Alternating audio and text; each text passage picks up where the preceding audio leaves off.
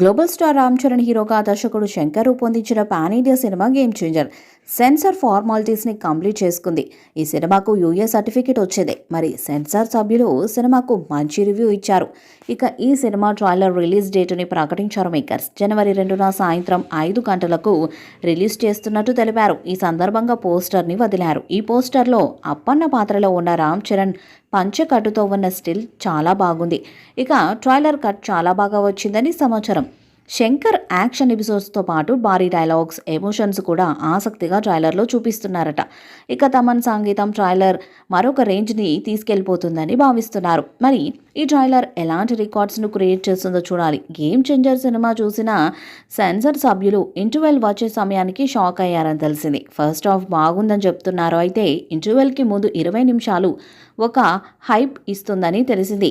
Train episode sequence ఒక 20 నిమిషాల్లో ఉంటుందని, అది ఎక్స్ట్రాడినరీగా వచ్చిందని టాక్. గేమ్ చేంజర్ అసలు కథ అంతా ఇంటర్వెల్ తర్వాతే ఉంటుందని తెలిసింది.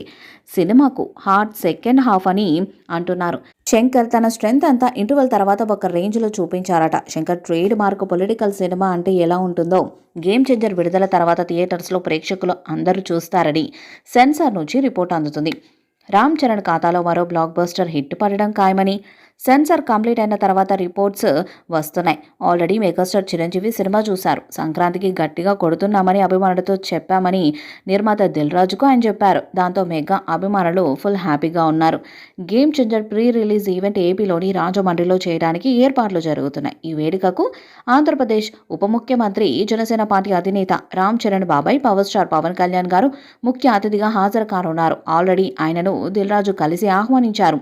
జనవరి 4 లేదా 5వ తేదీల్లో ఈవెంట్ చేస్తారంత కంటే ముందు ట్రైలర్ రిలీజ్ చేస్తున్నారు. సంక్రాంతి సందర్భంగా జనవరి 10న తెలుగుతో పాటు తమిళ, హిందీ, మలయాళ, కన్నడ భాషల్లో ఈ సినిమాను విడుదల చేయబోతున్నట్టు ఆల్రెడీ ప్రకటించారు. కియారా అద్వానీ దీంట్లో నటిస్తున్నారు.